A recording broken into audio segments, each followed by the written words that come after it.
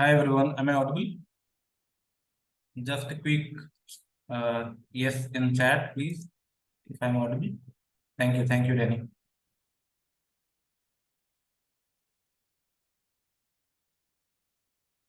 We'll just start in 1 minute. By that time, I would take just a moment to turn on my camera. Yeah, let me know once I am visible. Yes. Thanks, Akshay, thanks. Hello everyone. I am Swaraj from Canadian, and today we have our guest, Mr. Akshay. Akshay, if you can please turn on your camera as well, it would be great to have you. And let me just take a minute to introduce Akshay, who Akshay is. And I'm sure that you must have all seen his LinkedIn and read about him. But just a few seconds about him. Uh, Akshay is a product lead at Elastic Run, and he has a 9 plus years of experience in product management. And he comes across domain from supply chain, retail, e-commerce. He has his experience from top companies like Nykaa, Xpressbees, and he has both experience like from B2B products, from B2C products. He has everything you call it, and he has it. So I would not take any more moment to. We'll just start with the event. So Akshay, the stage is all yours. Yeah. Uh, I think you need to give me permission to start my video. Can you just see? Now you can, I think. Great, Akshay. I can see you now. Yeah. Hi everyone. So glad to be connected here and share something that I have been doing since 10 years now. Um, just let me know in case you guys can hear me or you cannot. You Hey, are hi properly audible. everyone. Hi everyone. So what I wanted to share with you guys is basically a topic called mastering product management in agile startups. Um, Agile startups specifically because product management in general in larger organizations is far more organized, whereas startups these days have a different demand. They are far more, they have got different characteristics, and due to these characteristics it becomes a little bit challenging to do product management,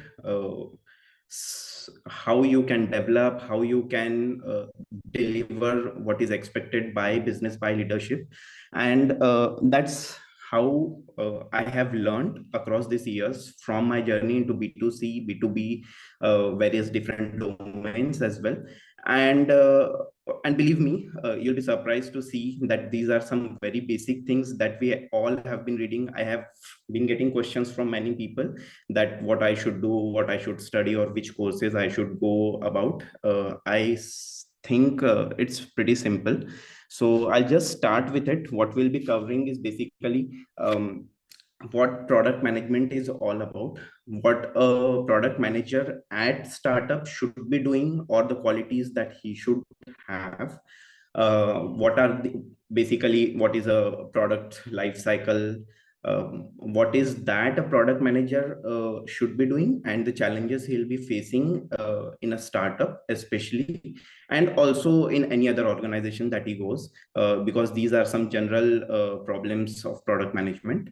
Also, what are the metrics or things that a product manager should be looking at, and these goes across generically, so it's not specific to any e-commerce or anything, but any product that you are owning or you intend to work upon, this is basically will be carried into it. And we'll also do look into a couple of case studies that I have done across, one across Elastic Run, one at Nykaa. So I'll try to cover them as well. So let's start. Okay. We'll begin with the characteristics. First of all, let's understand startup. What are the common characteristics of a startup across, not just in India, but anywhere globally? So one is basically they are pretty innovative. If being into product company, they'll come up with some new ideas or some new a new concept. For example, when I joined Nykaa initially, Nykaa was into beauty and wellness, something similar that Sephora was globally, and they were trying to replicate. Over the period of time, they have turned into my marketplace. At Xpressbees, they have been trying to do what Blue Dart has been doing, but for more smaller clients as well, smaller e-commerce companies, leveraging and trying to get into deeper reach into the network of India, more remote locations, deliveries can be done.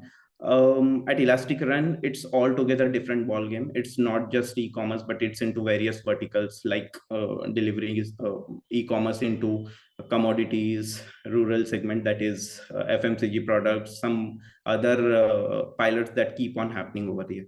So as you can see, these startups are pretty innovative in terms of what they want to do, and hence the product that they will be working upon or the demand will be also unique.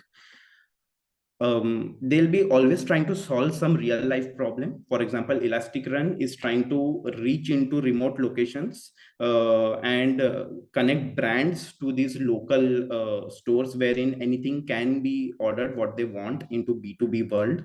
So that's kind of one of the real life problem that they are trying to solve, whereas Nykaa was trying to solve and bring more foreign brands into India and get it associated with people of tier 2 or even tier 3 cities and from their doorstep. They're very fast growing, agile and startup, both these words, definitely that means they'll be very fast growing, fast paced. The ask will be a lot.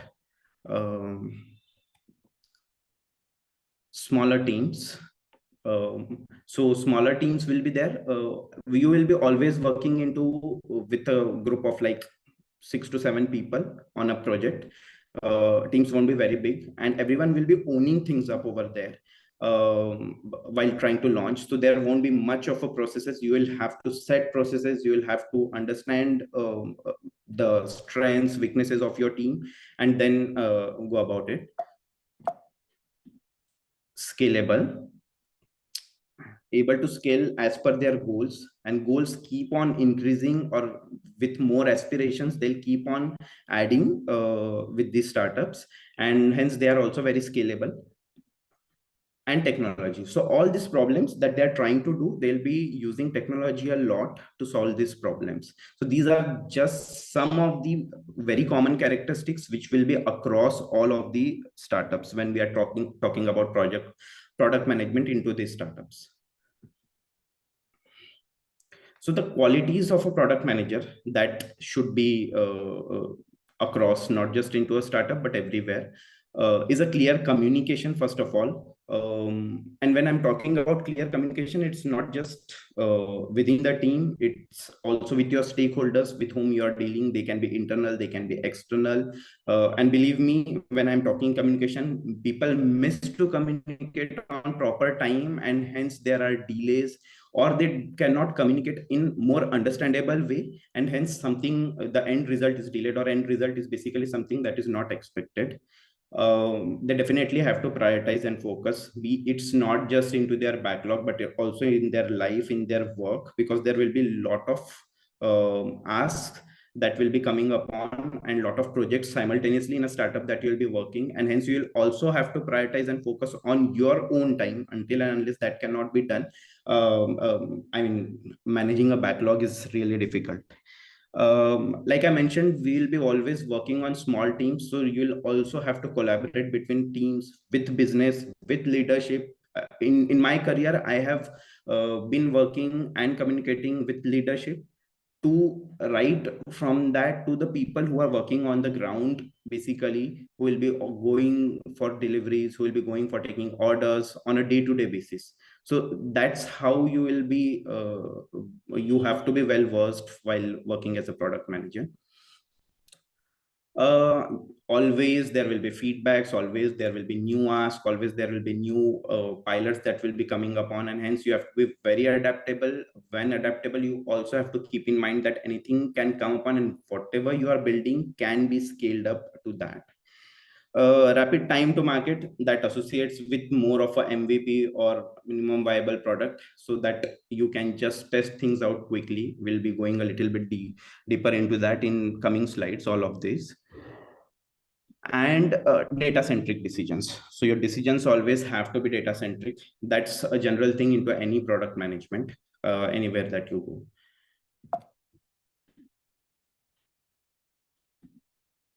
So simple product life cycle, let's go about it. The first thing will be when you iterate or any ask comes or anything that you are working upon, the base journey will be the product will start and it will take off. While you will be building it up, you will be doing some market research, you will be doing some interviews, everything, and then you will build something, a small prototype, MVP, something like that. It will take off.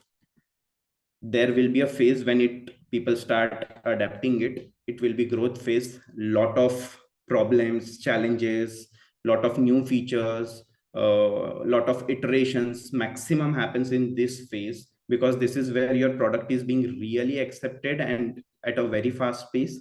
And hence you have to keep tracking things. You have to be in touch with your stakeholders, you have to be in touch with your with your end customers as well, to understand that whatever you are building actually is solving their problem or not, while growing in the growing phase.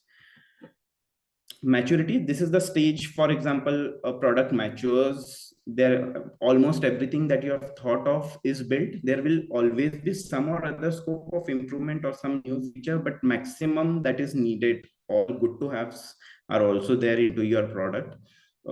We can take an example of, for example, like Facebook.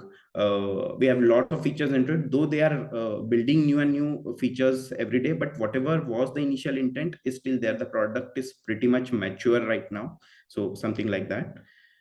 And then finally the retirement phase. This also comes across for any product that I have worked and I have built, and my product has retired and I had to build a new one to replace, either because something is obsolete by the in terms of tech stack, or in terms of changing goals and how to phase a product out and how to launch a new product in place of that. That also we'll see in the case study. So while building anything as a product manager, the most important thing or the basic thing is your user-centered design. And user-centered design can be divided into 4 to 5 stages. The first stage being research for any product. Whenever you think of building, this is the initial 3 stages is the one that should be concentrated maximum, which people miss to do that. They try to just do some initial thought process or initial thinking, and then they directly jump to building things up, which leads to chaos, probably more rework over the period of time, or probably a product that is not accepted into market. So you can do research by various means. Two, three methods I have mentioned over here: interviews with your end customers, interviews with the business team. You can send across some surveys, and it can be a Google form, it can be a simple into rural market. We went over there, we asked them questions while doing research before building any product. We also go on a weekly basis on field with these teams, because they are the ones who are actually going and actually talking to the end customers, trying to understand and observe their day to day. So we'll spend entire day with them, see, observe what they are doing, because they are the ones who are using our product. So we'll observe that, we'll take notes from over there while we'll be building the product, that this is something or the day in our end customer looks like. One more way is competitive study. So if there is anyone into market, obviously you will try to look into them, what they are doing better than you, and you'll try to replicate that or probably add into your product design. Second one would be concept. So before just building anything, and just create personas. And while for creating personas, you can use simple tools, for example, lucid chart, or you can just on an Excel or pen and paper, as simple as that. You can use that obviously that This is the end journey. While you are doing the research, there are 3 to 4 personas who will be using this product. Probably one will have this role, one will have something else, other one will have something else. So in our case, in an B2B e-commerce app, there will be a team who will be using that to take orders, because more B2B and sales driven, there will be one team. Another channel is where customer will be placing an order. So these are two role personas. They'll have some different roles, and they'll be accordingly they'll need some different things in their app. There will be one team who will be just going and delivering the order. So that comes another role persona over here. So just create personas and try to associate on a basic level that these are the activities they'll be doing. So these are some writing down stuff somewhere will give you a clear picture what you have understood, where you are missing things out. And it's very important to write things down. Pen and paper is the one that I prefer most. Otherwise, you can try and do a basic flow chart or something like that. Draw user journey, simply what that user will be doing, how a flow will initiate for him, what he'll be doing, all the possible scenarios that can happen, and then what should be the outcome, where it will end. Basically, that's the thing. Try to define their problems. While you were doing your research, they will come up, or you will be able to understand their problems or the pain points that they are going through right now. Maybe in the process, if they already have a product, then there will be some drawbacks into that product, which they will pinpoint out. If they are doing everything manually, then you will understand that they're manually, what are the challenges that they are facing maximum, and how you can come into picture, use these flows and try to ease their life out. So that's the end goal. After this is done, these two are the things that I spend most time doing. The third comes design. Before even going to actual UX design team, I try to create mockups. You can use different tools to do that, depending upon the flow, how complex it is. I've mentioned some of the tools at the end of the slide. I'll just go through them. Post that, we can just sit with the design team, get end-to-end flows done. I know many of you would feel, and many product managers I have seen in my career, that what they think is, I have done mockups probably, or I have written a user story and passed it on to the design team. Now and I've written everything, they should understand and they should build it. Believe me, they'll build or they'll give you something, but there will always be deviation between what you have in mind and what actually you expected, and what they are working upon, or what they have understood. It's always best at each and every stage, after giving or explaining, you just sit with them, review the work, go through the flows that they have been building, the designs that they have been building. And during this phase, most of the times it may happen, if the flows are very complex, that you may have to sit with them, and you also don't know the answer, so you'll have to brainstorm with them. You try to get some ideas, or try to involve more people, relevant ones, who can give you more ideas, and then the final designs will be formed, which we can take ahead. This is simple. Here the actual development happens. Most of the team discussions, the tech team discussions, how the tech design should happen, where things should go, whatever you have designed suffices, or anything is missed out. Here there can be a little round of iteration, because once you create your designs and go to the development team, they may say that this is not feasible, because each and every system is a little difficult. And you will also know that obviously this is something that you want, but maybe the current system is not supporting. This can be done in a different way, and hence you may have to tweak your designs or the flow a little bit. But the end goal should always be that end user is not hampered. You cannot compromise on anything in terms of design or anything, just because something is not supported in your system. End goal should always be that you have, as a product manager, you have to sympathize with your end customers, and then move things to development. Testing. So once you develop a prototype, and try developing a prototype, not a full-fledged product, being a product manager, and it should go for testing into agile environment. I would say testing should be done not only by just the QA team, but also as a product manager. A hands-on testing gives a good experience wherein you understand that whatever you have built is actually usable or not, and if there are certain things that have gone wrong while you were trying to conceptualize everything. Test it. User feedback is needed into this initial prototype, and tracking is also the most important thing while you launch initial prototype, like how it is being perceived into market. What should be tracked? We'll go ahead into next slide. So I mentioned MVP over there, but let's also understand what is an MVP, minimum viable product. I know most of you already know these things, but in a very rudimentary or layman term, it's basically bare bone foundation or a bare minimum functionalities, keeping in mind your business goals that you can churn out in a very short span of time. That is what in the minimum you should be focusing upon. So for example, somebody may come and ask in an e-commerce app, for example, somebody will say, I need a gamification feature, I'll need probably a feedback feature, I'll need 10 different types of payment modes. But what you can think of is what is maximum being used by my users or end customers right now, and how that end journey can be done without hampering it, also fulfilling the business goal. So you may say that, okay, this can be done a little later. Right now, maximum is I have to show the catalog, I have to work on the cart, and I have to give this 2 to 3 payment modes, and that's it. That should suffice right now. That's probably what minimum means over here.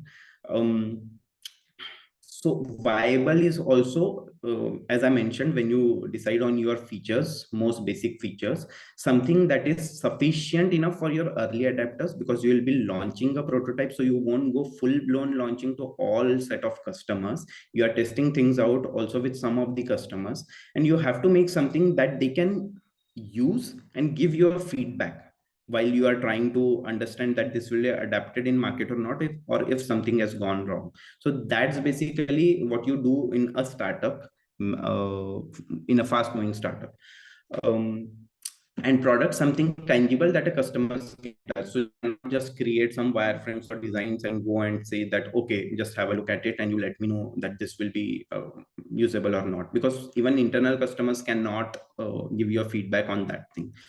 So something tangible that a customers can use, and here your customers can be anyone, can be internal customers, can be external customers in your organization. So anyone who has got a issue or product that you're building upon, so you will have to give something to them. The goal here is basically release a product as soon as possible to the market, test your idea, and also learn what resonates with the company target. So basically there are certain goals, quarterly and yearly goals, so you will also have to see what resonates with your actual company goals. That's what in MVP you will do. Some basic things into agile product management, but each and every segment I'll try to highlight certain things that I have been doing. I have seen other product managers not doing that, and hence I just wanted to shed some light over here. Everyone has got a backlog. What everyone misses to do or try to jumble over here is basically, first of all, they'll not segregate their backlog properly into segments. And believe me, any backlog can be segmented into 3 to 4 buckets. One can be revenue, one can be actual customer or customer impacting, one will be basically some internal team requirements or enhancements, and certain bug fixes. Maximum these 4 or another one may come up, and you can categorize your backlog into these categories. What you should also be seeing is maximum things or the tasks in your backlog are under which of these buckets, and accordingly every sprint should have a percentage for them. So you can allocate, like customer is and revenue is maximum. That is the focus for the organizational goal, or any product manager as well. So 40% in a sprint will go for revenue, maybe 30% for the customer, 15% for internal team or the tech debt, and 15% maybe for fixing the bugs and everything. So that's how you can make up your backlog. This, you have to keep on relooking this your backlog after each and every sprint, not with entire team, but internally yourself, because you will keep on reprioritizing them into a startup or probably any other product management, because things keep on changing, asks keep on changing, and hence whatever you have thought of maybe 2 to 3 months back, you will have to reshuffle them. So you'll have to keep reprioritizing them. This will also help you to build a roadmap what you want to do with your product in another 3 to 6 months. Believe me, people ask for a 1 year roadmap, which you can on a high level build it. But in my career, I can tell you that in 3 to 6 months, you can follow that. But definitely after that, it will change. There will always be some other things, new things coming up over there. So you will have to reprioritize every time. There will be certain things that you want to do for KPI improvements and your wishful thinking also. So these also you will have to prioritize into your product roadmap. That should comprise your product backlog, and that's how you should always be managing. Please, it should be done very religiously. Sprint planning over here, basically design, discussion, and prioritization, not just internally within yourself. Once you have thought of and put something, you will also have to include all the relevant team members, right from the design team, right from the tech team, everyone.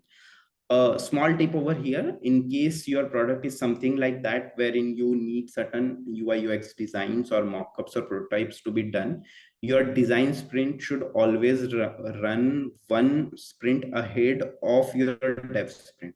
So for example, in this sprint, whatever you want to put for development, all the designs and everything should be done a sprint before that. So that's a small tip that I have always followed, that has helped me to align and move things have been moving very swiftly over there.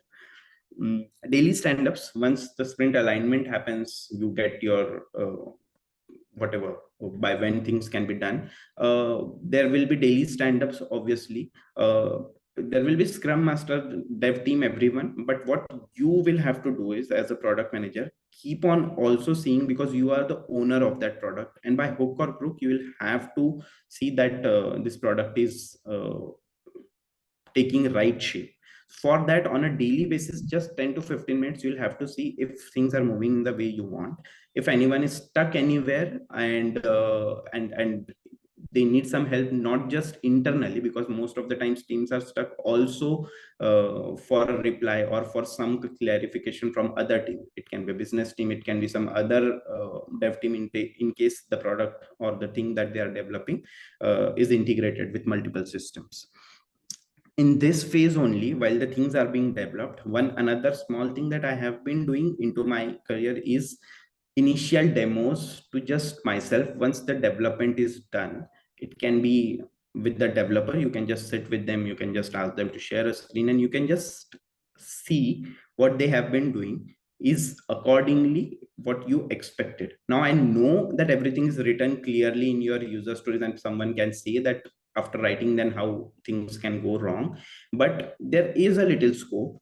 And especially in terms of startups where things are moving so fast, there can be, if there is any communication gap or if there is any understanding gap, so that can, you can bridge over there and also save a lot of time and surprises at the last stage. In the end, sprint retrospective, obviously whatever you have planned, taking feedback of the team, you were able to achieve, not achieve, so why you were not able to achieve. So that's a common thing. Some of the key metrics for a product manager, these are some very basic metric bucket, the description and just example. Now you can see that this can be applied anywhere. Basically it can be applied not just on an app, but some backend system, a SaaS product, anything wherein you can see that retention. So basically how many customers are returning and staying. You can also see, for example, a SaaS product, how many customers are renewing for your product. maybe something like an OTT platform also. They can also look into it. What is the churn rate, repeat purchase or repeat subscription rate? Adoption, are new or existing customers frequently using your product or the features that you are building upon? For that, you may track daily usage, weekly usage, monthly usage, and what is your customer cohort, from which segment they are coming upon, all sort of things. User engagement, many customers use certain key actions, for example the time they'll spend on your using your product, uh, sessions, how long they have been staying or how many times they have been coming, is the bounce rate too much? So these are certain metrics that you can track under user engagement. Revenue, the most simple one, the conversions in terms of money, in terms of sale, in terms of customers lifetime value. So that's something you any product will be tracking. A satisfaction, this is something we have started doing from quite some time. Many of our apps are being used both by end customers as well as internally with the sales team. We do send them certain set of questions, asking and taking an anonymous feedback and calculating a net promotional score, wherein we see that how many are the promoters and how many are the detractors. Basically, we also take a neutral feedback from them and try it, and believe me, you'll get some really nice feedback from these people who are actually using your product, and that will help basically to enhance or enrich your backlog and also your product on the whole. Conversion, relating to actions that prompt purchases or sales, cost per acquisition, conversion rate. Activation helps measure how swiftly and easily new users are able to get value, can also be used to monitor time and ease, and probably how easily they are able to place an order. For example, for me, I try to see always, can customer place an order in 2 to 3 clicks only, how smoothly or swiftly they can do it. So that can be a moment for me. For any other product, it can be something else. And health of the product, so believe me, when you're coding a lot, the product, and there is a lot of tech there, and product starts or the performance of the product degrades, maybe initial load time, there are lots of errors and random errors wherein user do not know what to do now, and these are certain small things that should be focused upon. So this is like just the health of your product, you should keep on measuring from time to time and looking at your product. I'm seeing certain questions. I'll try and take all of these questions in the end, guys.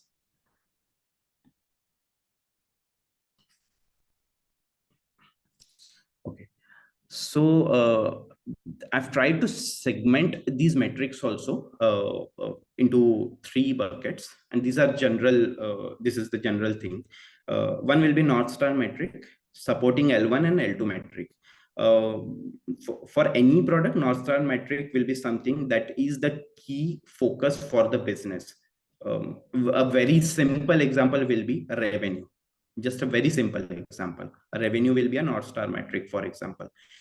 L1 metric can be on your app. So if you have to get a revenue, you have to sell certain things.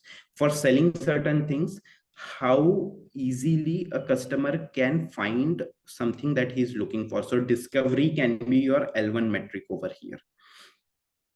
Supporting or L2 metric will be something, basically what are different channels or ways wherein you can ease this discovery for your users. So this can be your L2 metric over here. That's just one example, and these are the terms basically you will be using and you should be tracking upon while looking at your key metrics.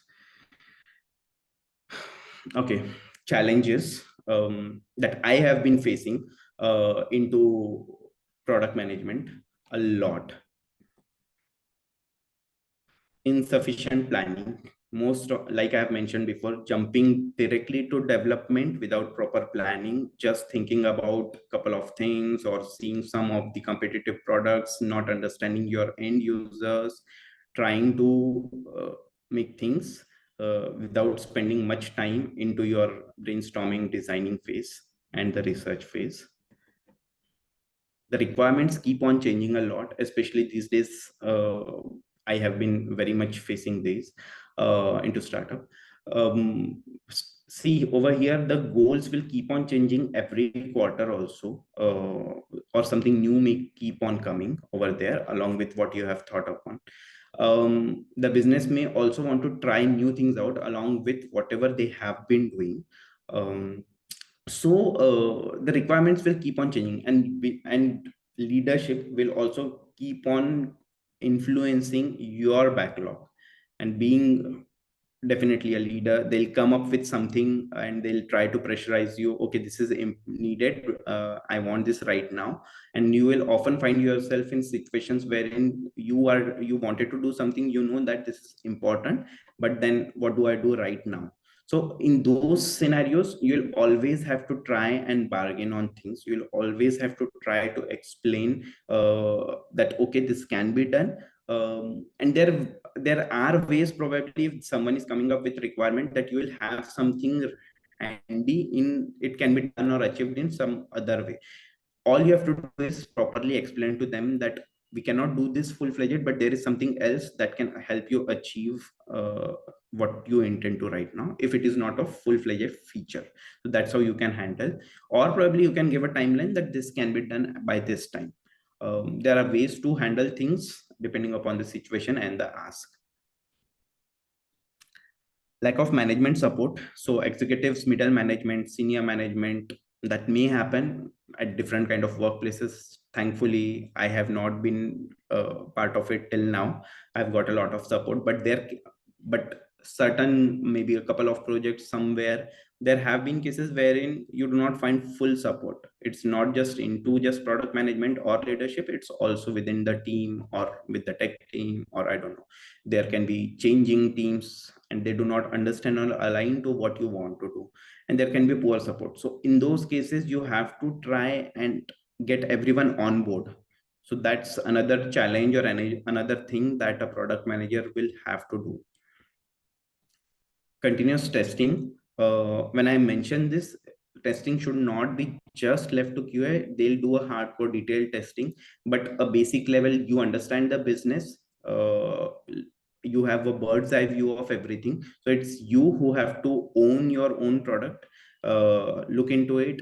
Keep on testing a basic sanity. It's not just regularly, but on time to time intervals, and then you will see certain things that you can pinpoint or find in your product, which others may not be able to find.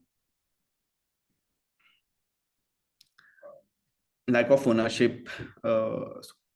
Within teams, people may feel that okay, my job is only to do this much. And or some certain cases, team in dev team or somewhere, you may find people that they'll rely on whatever is told to do by them. So they'll not try and think something more or add value to it, but they'll say okay, I have been told to do so. Even if they understand, or probably you can see that it's very common that this should have been done, it's a common sense, but they may just try and do that much only. So that's another problem or the challenge that you may face upon. What in this case, or the strategy that you have to do, is someone who does what is only told to by them, you'll always have to keep on checking what they are working upon. If it's in the dev team or the testing team, you'll have to try and explain them, help them understand the business. And once they start understanding, you will see that there are people who will adapt. They'll themselves come with more questions while something is being worked upon. Performance variation. So when you are developing so many things with changing requirement and fast paced environment, there will be too much coding being done. And with this code, believe me, there will be a lot of tech debt, which will lead to performance impact on your product. So like the initial load time, errors that are coming, not handling. If everything goes well in a happy scenario, that's fine. But if something is breaking, or the edge cases or the failure scenarios are not being handled anywhere, and then the user will be stuck. So these are the things which will come back biting to you. Hence, there should be a specific place in your backlog for these tech dates. People feel that only new features should be released, but with those at least 15%, you should always focus and ask your tech team what is it that we have to improve into our product, and also make it part of your backlog. Let's go to a couple of case studies that I wanted to share with you. One right now, very recently, from Elastic Run, and one is from Nykaa. Okay. So Elastic Run is first of all into B2B business. There are various business verticals. We sell things. So one is basically e-commerce deliveries. I won't be going into e-commerce deliveries. What is another vertical is basically we do e-commerce for wholesalers, retailers, everyone. And then we sell different things, but it's in bulk, not like a typical B2C business. So in bulk, basically, we'll be selling commodities, we'll be selling FMCG products. We have done pilot for apparels, we have done pilot for other things like home decor and all, and multiple categories into it. So with this, what has happened is the customer segments are different, and in B2B world it would not be like one set of customer will buy commodity and he'll buy apparels in bulk. So because he is also going to sell some to someone else, so he'll be always dealing in one fixed segment. One user customer will not be buying multiple things like we do on Amazon or Flipkart. So that's the case over here. What initially was the case when I joined, there were multiple apps for each and every business line for various. So for commodities, there was one customer app. For rural, there was another. For this apparels, there was another.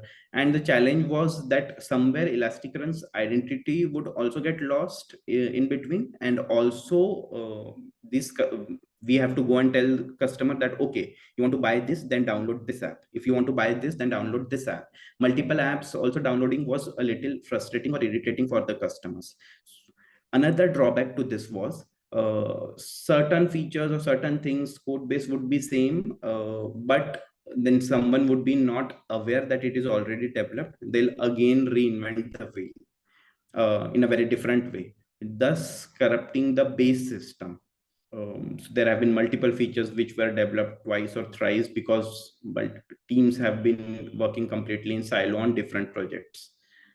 So these were the problems. The leadership wanted to have only one app, as well as from the product end and the tech end, we have been thinking that seemed a little difficult. Day one, I remember while we started discussing this, that different set of customers and one app is not possible. But we tried to achieve that. So what initially we did was, I did, especially as a product manager for this, is analysis. I already knew these 3 to 4 businesses. Two of them already had different apps. One was into pilot mode. They were coming up with certain asks. I prepared a whole list of features, and you can find out or you can see that there are certain features which are common to any businesses, and there will be certain specific to certain businesses. And that's what I have done, mapping to different businesses first of all on a higher level. Try to see flow of each and every business line, and where things are common and where things are little different. So for example, in one case the transportation or the delivery mechanism was little different, and in another it was delivered in a different way. For example, commodities is being delivered at Elastic Run in trucks because it is being delivered to the wholesaler. In rural market, we are selling this FMCG product to small kirana stores. Now these kirana stores are into very remote or small locations or villages, rural area. Over there, the deliveries happen from our warehouses into smaller, you can say, tempos or autos. And the delivery cycle is also a little different. So that is one difference. Another difference was probably the way payments was done. So for example, for commodities, we just give 1 or 2 days after the order is punched that the customer has to place just before lifting that product for the delivery. And for rural, it's on the doorstep that the customer prefer. Being into B2B world and Indian market, they would always prefer to see this product while getting delivered and then only make the payment. So the mode of payment is different over here, or the way they'll make the payment. Started gathering requirements not just by looking at it or understanding flows. So while to understand these flows, obviously I haven't worked on all of them initially. I worked on a couple of them. I have to collaborate with multiple teams internally, the business teams, the one tech team, product team who have worked initially on these products, gathering more and more requirement, trying to figure these things out, which features are like common. So that was my initial analysis phase, doing the interviews, gathering requirements. The design phase. This is basically where I started doing rough mockups, UX designs, making user stories.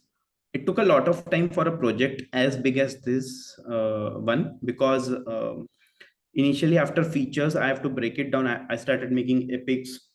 I started making smaller user stories into it. Based upon my user stories, I started making mockups and then connecting with the design team to develop this end-to-end design for the app.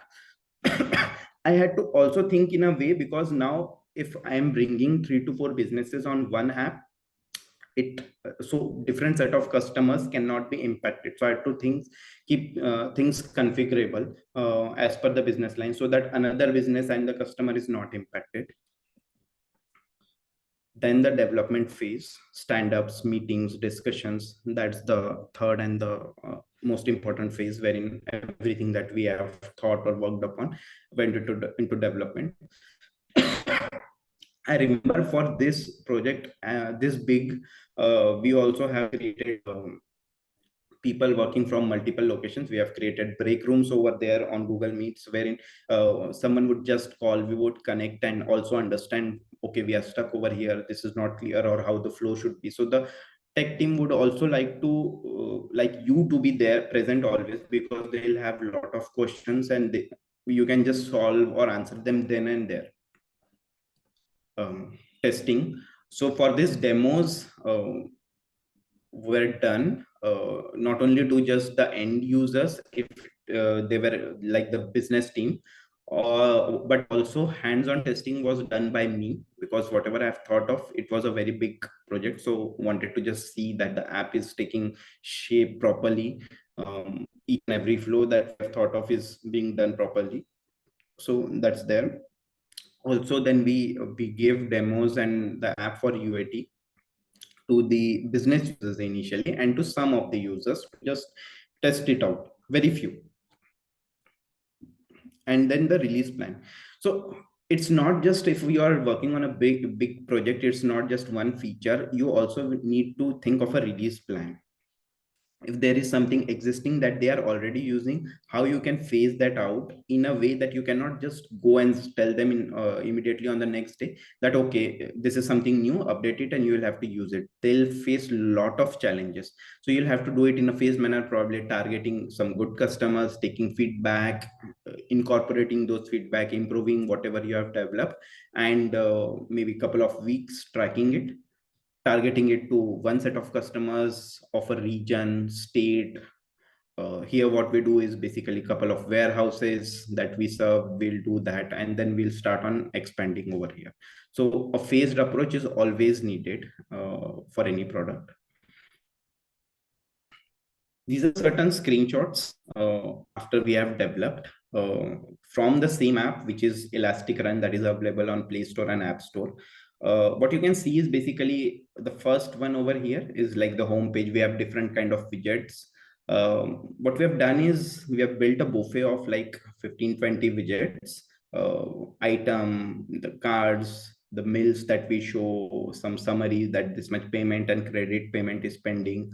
So how many orders have you placed today? All of those things. The category list, the product detail, cart.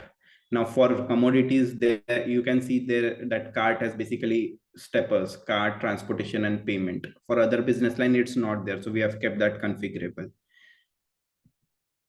Another glimpse on the same app, you can see that FMCG products are also being sold right now.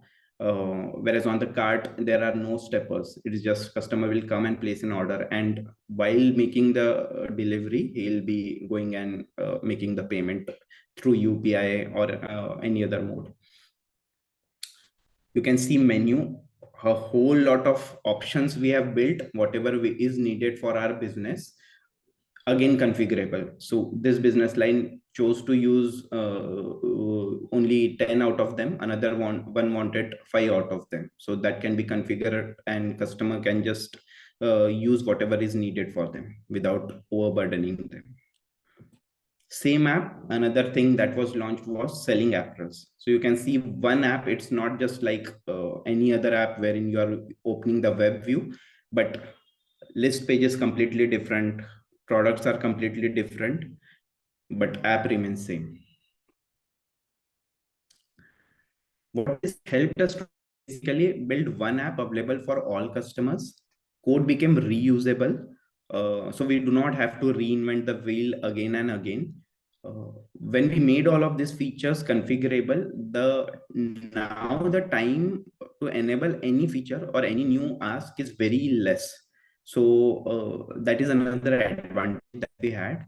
And also initially, when we had 3 to 4 different customer apps for each business line, there was no standardization. So one app would follow different color scheme, another one would follow different color scheme. The flow would be little different. It would look like the two apps are coming from like separately two different organizations or two different places.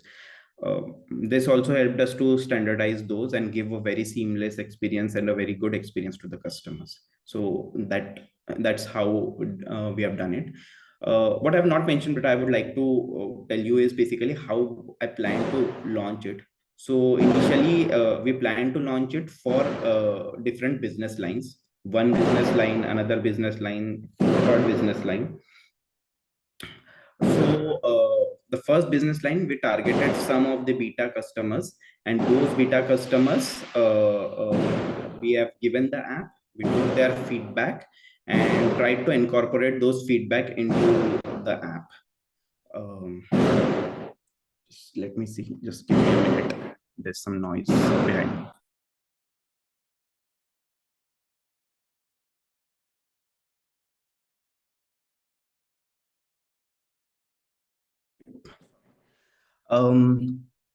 So initially, when we got the feedback, the first in the app that they were using, we tried to remove that and help them adapt to this. In this initial phase, what any product manager and the team will have to do is also provide a very hands-on support, because the business may get impacted. So you have to keep in mind that the business should not be impacted over here while you are trying to launch something as big as this. Similarly, this was done for different business lines. And yeah, we initially 1 to 2 months, you have to let people understand and get adapted to this and also provide support for this. That was one of the things that I've worked upon recently. Another feature that I've worked upon, and I personally have loved working upon this, it was pretty challenging. So Nykaa is basically a e-commerce into beauty and wellness. Some of you would already know that. Being into beauty, the maximum products being sold were from lipstick, nail paint, and foundation category if at that organization.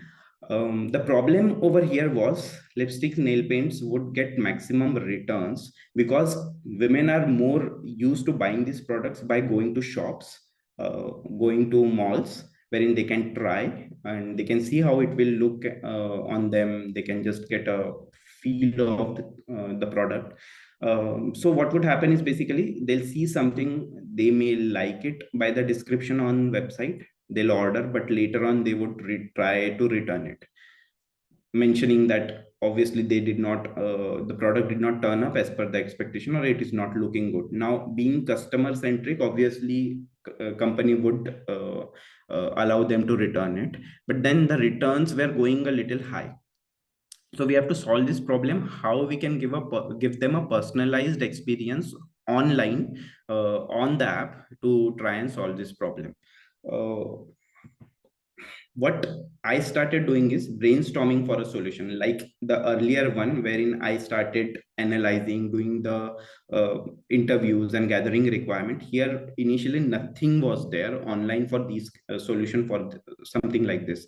I remember there was a solution on Lenskart for buying online, wherein they had that virtual try on, but nothing for beauty.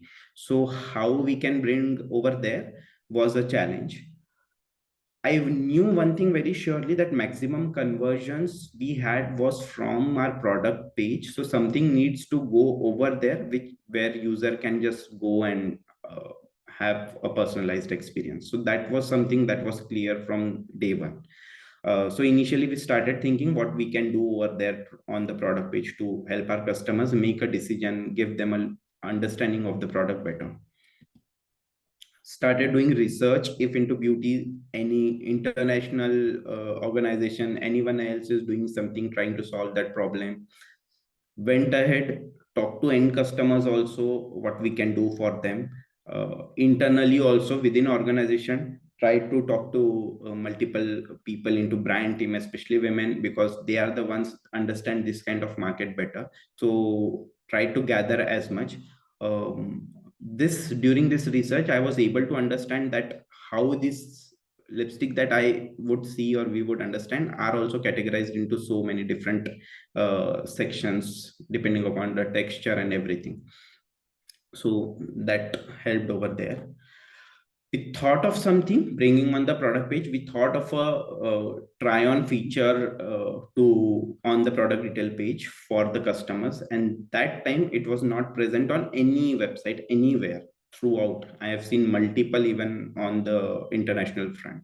So we thought of giving a virtual try on feature to the customers. Definitely not something wherein Lenskart had that VR thing, you can just take your picture and see, but something which will help them at least get an idea about their skin tone. Now, the another thing that you have to keep in mind is, at a startup you cannot invest on such things like VR and everything. So your solution also have to be something which is also cost friendly. That's why we thought of making this feature that I'll show you in the next slide. Actual implementation, once we have done with the design, and for this we have done launched in an A/B testing way, wherein we have enabled this feature on certain selected SKUs, especially the slow moving ones. Try to see if we get more traction over there, how users are responding to it. We track that. We also sent feedback to them, gathered that, and then we incorporated the feedback, and then we went ahead on enabling this feature to other products. I'll just show you what we have done. Okay, so let me try and show you just. So this is a feature on the product detail page, a try it on that we have built upon. We segregated Indian skin tones into 6 different categories. There was a color palette, and user can just come and see this color palette just from over here and see how it will look on their skin tone. Obviously not their actual, but very much near to their skin tone. This lipsticks also we have categorized into different textures, which from the backend can be changed depending upon the product. So this is one thing. Similarly, on the nail paints page, there was this image that we have selected, and this is what we have built upon, so that the women especially can see how it will look and feel on their skin tone. So that's something I have thought of. What was the impact of it? So initially I've mentioned that the returns were 16-17% for these categories. It reduced to 7-8%. Usually it's 5% overall for a good e-commerce, 5 to 6%. Obviously for categories like this, it's a little bit more, but yeah, considerable reduction. Revenue increased by 16.8% for these categories while I've been tracking. Now, two things contributed over here. Customers started spending more times on products where this feature was turned on. So initially, they would come spend 2 minutes reading, watching the images, seeing price, selecting different the colors, reading reviews, everything. After this feature, it increased to 5 to 7 minutes. Now, increasing time spent by customers does not always mean that it is a good thing. It may also be like they are not able to understand what you have done. So there are two facets to it. What helped us to understand that this is making sense because the conversions increased over here. Conversions increased by 21% for the products. That is, customers tried this feature, tried on, and they immediately added that product to the cart and made a purchase. That's what we have tracked upon. So that's how we were able to solve a problem. This was a very challenging one initially when we implemented, I think somewhere in 2016. Later on, I have seen the similar kind of feature being implemented by some of giants like Flipkart also. On Tira Beauty, I have seen it recently, but this was initially what we have worked upon. So certain tools that I have been using throughout my journey. There are more, but these are the ones that I stick to usually. Jira, Confluence, Trello, Notion, Basecamp, the ones in the first column. Basically, product management or project management, as well as making your user stories, any notes that you have to make on Notion, Basecamp, also something similar like that. For doing mockups, flows, Miro, Lucid Chart is my go-to tool for any flow chart, for an use case diagram, anything that I have to make. Figma, obviously, with the UI UX team, have been using a lot. For tracking, Google Analytics, Mixpanel, and Omniture. Omniture is a tool by Adobe, which I have used in one of the organizations to track things. It will help you very nicely to funnel things out where the user is entering, what he's doing, is he spending time on which page and making a purchase, conversion is happening or not. We have made some automated reports over there, which also helped us to understand on a day-to-day basis if something is going wrong. So daily you will track those things, automated reports, and you can see that there is an anomaly today, which can help you raise a red flag to any relevant team. So that's one of the things that I've done. Okay, that's all I had. Certain Q&As maybe. Thanks, Akshay. It was a very good presentation, I must say. The case studies were really, really great. I was just about to ask, like, what does Elastic Run really do? And after that, you just presented the case study, and I was very clear about, like, what is the core component of Elastic Run. So here, I think we have around 5, 6 questions, and we can pick that up one by one. Okay. Yeah. How to improve B2B SaaS product with example to increase revenue with new features. Definitely, if it's something that you have been doing, your product is something someone else is also there into market. You can think of what is being done by them, where they are lacking. Also, your actual users, you can see. One example I'll give into a product, not B2B, but a SaaS product.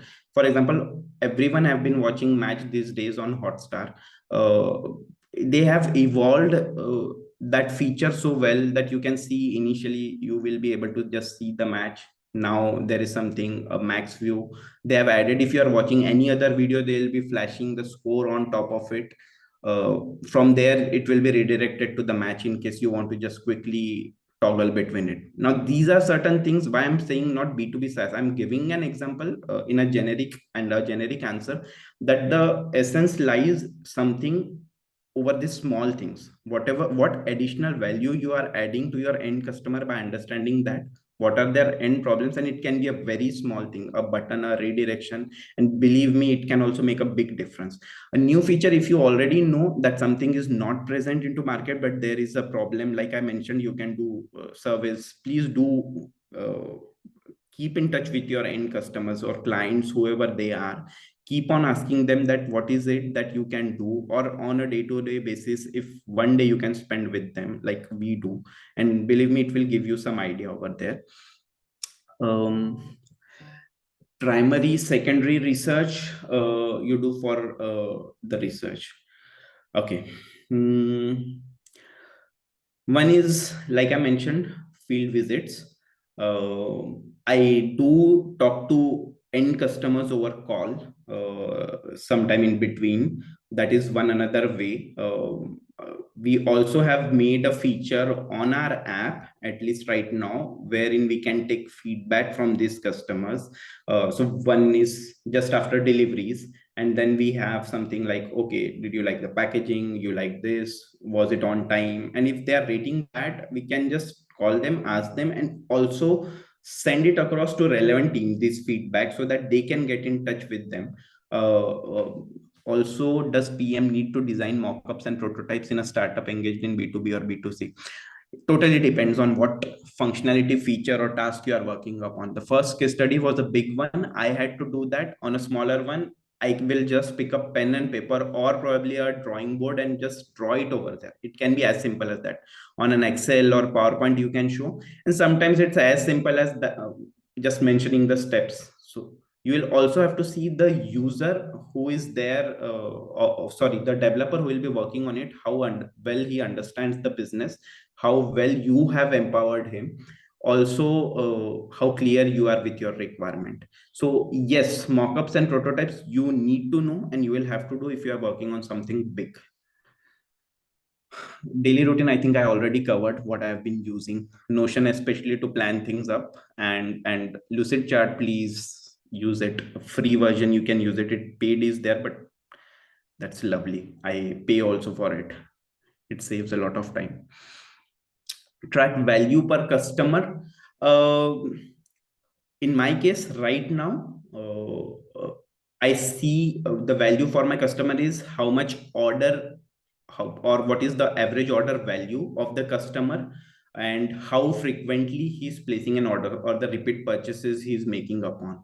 One small another thing that on a daily basis we keep on tracking, and not on a customer level, but if any customer is facing any issue while placing an order, or he's taking more than usual time, that is something you can use to track value per customer. So basically, on an average, he should be able to at least order or give you that much business that he has been giving always. So that is something you can track upon. um, Churn rate is basically, so what is your user basically, I would say churn rate can be in both the terms. Your user, the features also that you are doing, and the users basically using it, and also more and more users coming upon. Measuring would be on multiple factors. You can see if new users are coming, you getting adapted to it, not just the existing one, and also the ones who are leaving it. So you can track both the things and see what is the rate for that, and measure it. Google Analytics and some tracking you should always put with each and every feature. That should help you out. Seems like restricted to non-physical product like app, website. What about physical products? Which metric can be used? For the physical product, I don't have anything right now as a product in mind, but let's take an example. For example, an electronic product, maybe a mobile or a laptop. Key metric would be over here. As a product manager, that I have learned, leaving all these jazzy thing, that it has to be very simple for them to understand. Always think from a user perspective, how simple the product that you are working upon. For a mobile, it can be designed, uh, a layman can come and use it. just take an example of WhatsApp, how our elder generation has got used to it, have got used to it. So that's something, another good example. Similarly, for a physical product, it has to be understandable. If somebody can come, use it, and without you telling them or giving a demo, that your key metric should be focused over there. Um, it should be some, there should be some distinguishing factor obviously, and something better that you are doing. Otherwise there can be 10 other products and user can go and opt for them. So they need to find some value into it. So that can be one more metric over there. Okay. Sometimes the implemented features may not show impact on focus metric and might undergo multiple iterations of change. In such scenarios, how do you manage stakeholders? Correct. So if you would have spent more time over doing some analysis and also doing some research, iterations will happen, but not too much. For managing stakeholders, there are various ways to it. Some stakeholders make a lot of noise. You have to help them understand that something that you're doing is pretty big. Keep them informed. And also on your front, you have to be very rigorous about what you are implementing so that they can see that there is a difference. Believe me, when they see that something is moving, their biggest fear is that things will not move. So if they start seeing that something is moving ahead, even not with a very very fast pace, but yes, you are doing or taking the right steps, most of the stakeholders will be by your side. They'll be supporting you, they'll be giving you good feedback. And if there are too many iterations, somewhere, my friend, we have failed as a product manager while doing some analysis. There will be definitely some iterations, but not too many. Can you suggest one tool platform which I can use to create a prototype for fintech insurance tech products? Lucidchart can help you make that. Miro can help you do that. I've used both of them. They have got those for fintech also, small icons. If you have to make a website, if you have to make an app, something like that. Platform which I can create a prototype. Another thing would be, I think these two should suffice for you. Other things should be just for making prototype. I don't suppose that any product managers, some of the product managers I have seen, but I don't know how to use Figma myself. But in case you are well versed with any one of them, that's nothing like that. Probably you are half designer plus product manager. Can you, so yeah, that's pretty much. How much time it took for Nykaa to change implementation, and in how much time the impact is calculated? It took around 2.5 months for us to build that.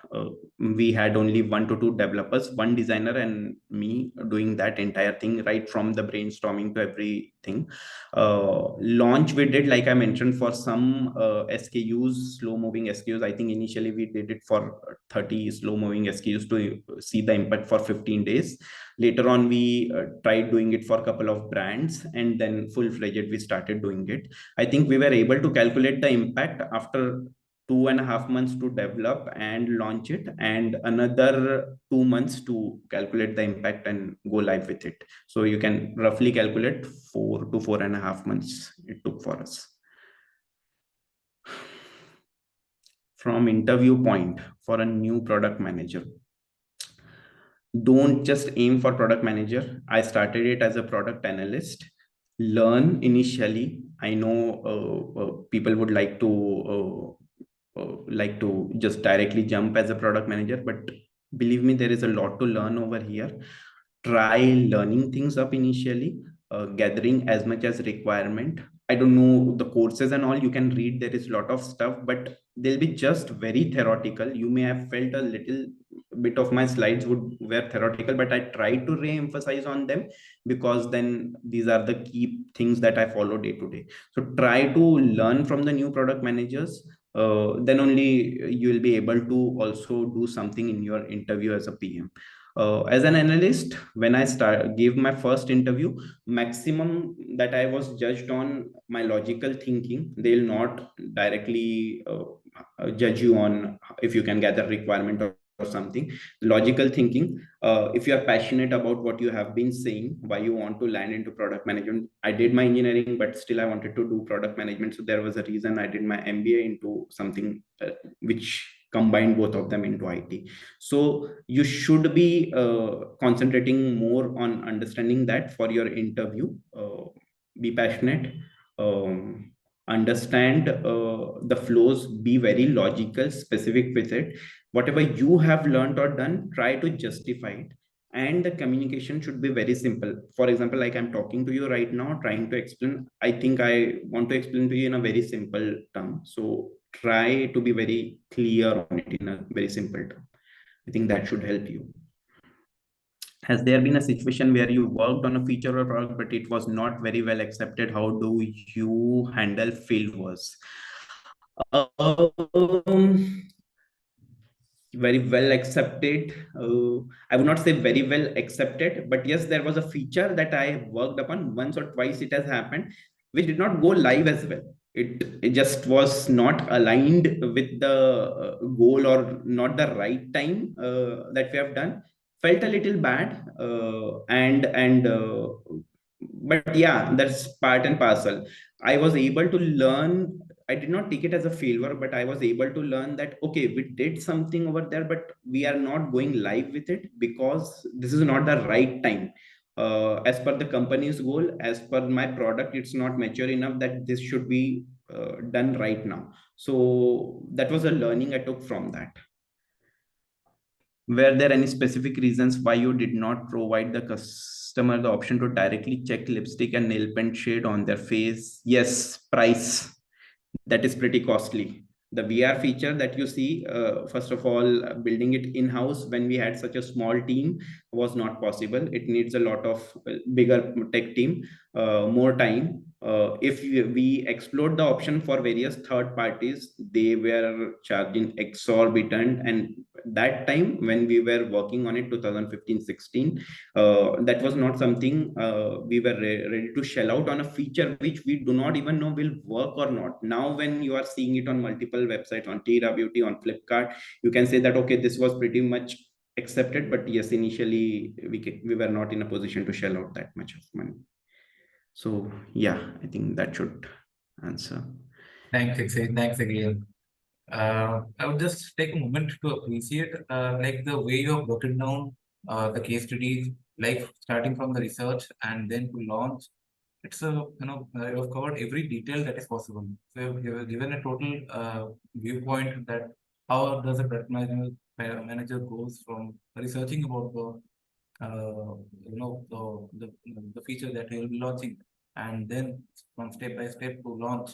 It's a very uh, you know very well detailed, I would say. So thank you very much for that. Thank you. Glad that everyone found something useful over there. And I hope I was able to explain and impart some knowledge over there. Great, great. Thanks, Akshay. Thank you. Okay. Thanks, everyone. I think we are done for the day. And thanks, Akshay, again. And good night. Good night, everyone. Thank you.